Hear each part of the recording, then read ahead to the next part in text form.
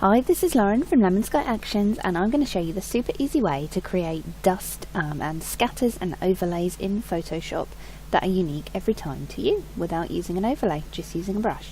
So I'm going to get started, and the first brush I'm going to show you how to create is really simple. You don't have to create a new layer, you don't have to create a new brush.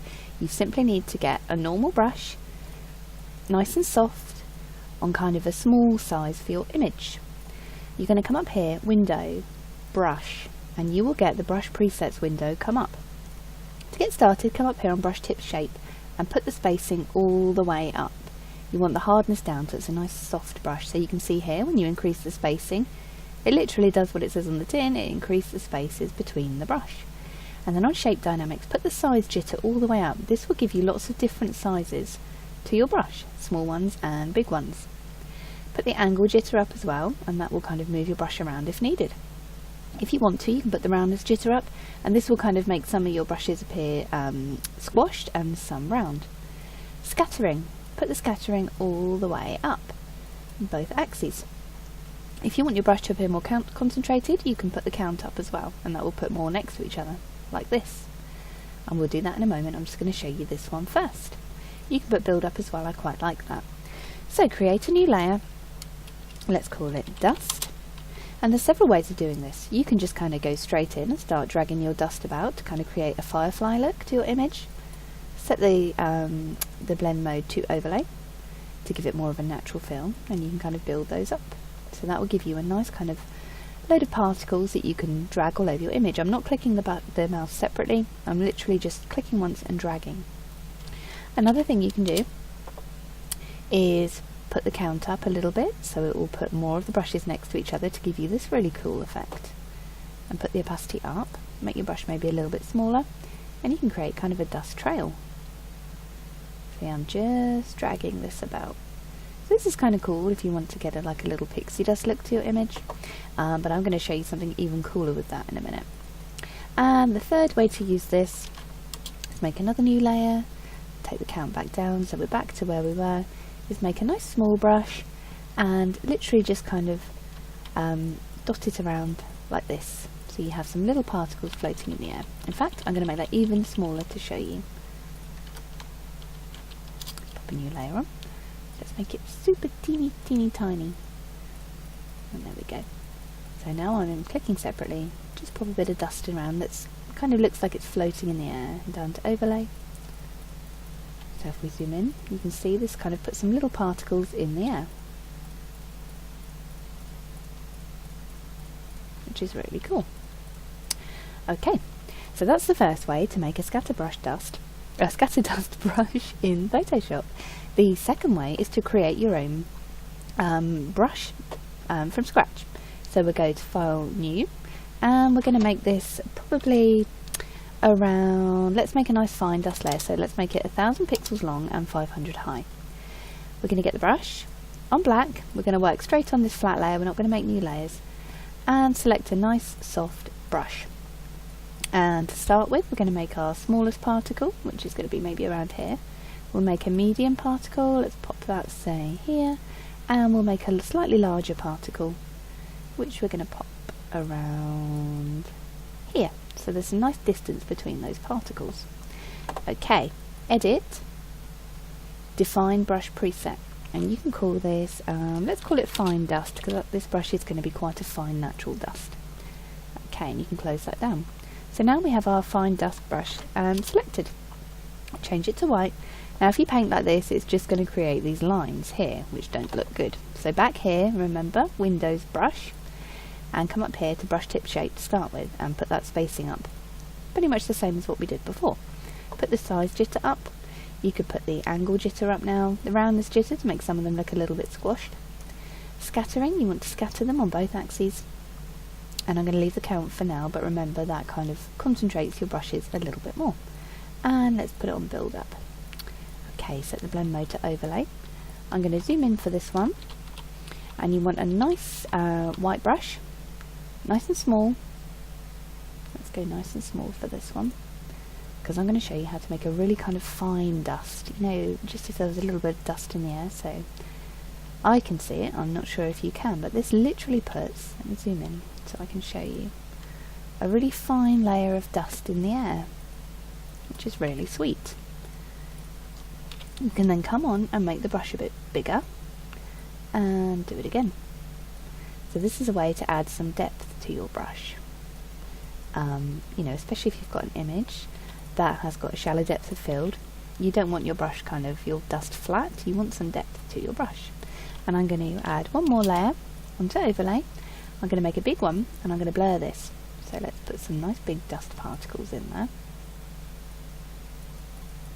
Okay. And then I'm going to come up here, filter blur, Gaussian blur, and you can just pop a bit of blur on these and that will kind of give you that nice depth of field. So that is another way to make dust in Photoshop. Okay. And the third technique is, let's create a new layer again. File, new. Let's make this one nice square, say around 650 by 650. And we're going to pretty much do what we did before, but we're going to create a slightly more concentrated look. So I'm going to put a small one there. Ooh, want that nice and soft. Small one there. Maybe let's take that opacity down. A couple of, you know, slightly fainter ones. Maybe a slightly bigger one here. And let's go for a couple of teeny tinies as well.